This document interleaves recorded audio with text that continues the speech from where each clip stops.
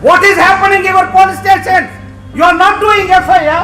And अगर FIR होना के हम एक आंदोलन करना पड़ते हैं.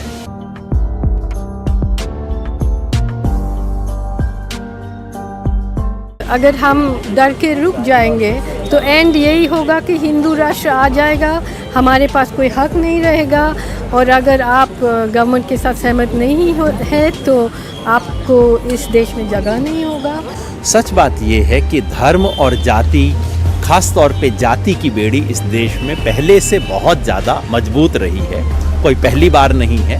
बस अब जो हो रहा है वो ये कि उसको बेशर्मी से ऊपर से सपोर्ट दिया जा रहा है। उत्तर प्रदेश में हाथरस में जो घटना हुई, हो सकता है ऐसी घटनाएं पहले भी हुई हो। इस बार जो विचित्र था, इस बार जो नया था, वो ये कि ऊपर से नीचे तक तंत्र उन्हें बचाने में लगा था। जो शिकार है उसे नहीं, जो शिकारी हैं उनको बचाने में लगा था। ऊपर से नीचे तक का तंत्र तथ्यों पे पर्दा डालने में लगा था, लाश को जलाने में लगा था। अरे हंगर इंडेक्स पे 94 पे आ जाते हैं। अगर मैं वो बोलना चाहिए तो मेरे तो कहीं ना बोलना जगह चाहिए ना। तो मतलब क्या है, आप फूट मर जाओ, बाहर नहीं बोलो। तो अगर बोले तो मैं कहते हैं you are a dissent and you are a terrorist and you are a देशद्रोही। This is the country, this is the way you want to take. When there is an corona virus you come and declare what the preparations you have done, why the country has not done any preparedness. Sir, क्या हमारे भारत में अब रहने के लिए ऊंची जाति, धर्म इतना ज़्यादा ज़रूरी हो गया है कि धर्म और जाति के नाम पर अब लोग संघर्ष करेंगे अपनी ज़िंदगी जीने के लिए, अपने हक लेने के लिए सरकार से? सच बात ये है कि धर्म और जाति, खास तौर पे जाति की बेड़ी इस देश में पहले से बहुत ज़्यादा मजबूत रही है, कोई पहली बार नहीं है। बस अब जो हो रहा है वो, तो ये जो नया हिस्सा आया है, नीचे का जातिवाद पुराना है, लेकिन उस जातिवाद को ऊपर से प्रश्रय और उसको प्रोत्साहन और उसको सत्ता का आसरा, वो इस नंगे तरीके से पहली बार मिल रहा है।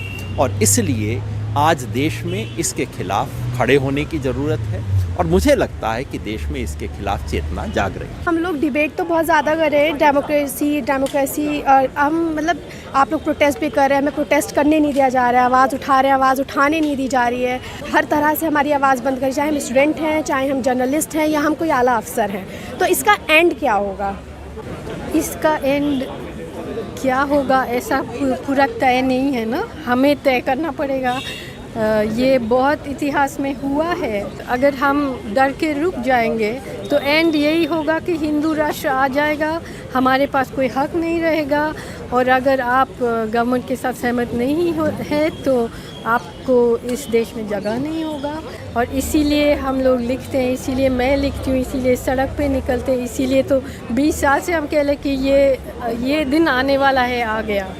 अब हर व्यक्ति को सोचना चाहिए, जो बीजेपी के साथ भी है उनका भी फ़ायदा हो रहा है क्या? जैसे कि ये आर्थिक स्थिति अभी है, किसी के पास नौकरी नहीं है, खाना नहीं है, और फिर हम कह रहे हैं कि हम डेमोक्रेसी है।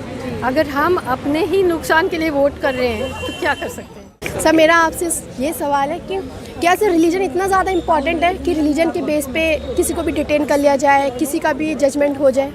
जब आप जेल जाएंगे और एक सर्वे करेंगे कि जेल में कितने लोग जेल में रह रहे हैं, तभी आपको मालूम चल जाएगा रिलीजन या रिलीजियस प्रैक्टिस कितनी इंपॉर्टेंट है। जब आप वहाँ जेल में जाएंगे तो समाज में आदिवासियों की, दलित की और मुसलमानों की पार्टिसिपेशन 40% से कम होगी, 50%, लेकिन जेल में वो 60%, 70% होंगे। तो इसी से समझ में आ जाता है कि रिलीजन एक अभी भी बहुत, आज अनुदित राय ने जो बात कही वो बात बहुत क्लियर थी। उनका ये कहना कि देश में, जिस देश में हज़ारों साल से गैर बराबरी का एक सेटअप सामाजिक मौजूद था, वहाँ पर एक डॉक्यूमेंट आया संविधान की शक्ल में। लेकिन उस संविधान के साथ क्या किया जा रहा है प्रैक्टिकल प्रोस्पेक्ट में? आपने जो सवाल किया कि आप जेल में जाके देखें तो 60% से अधिक लोग वो होंगे जिनके जो समाज में 20% होंगे, लेकिन जेलों में 60% होंगे।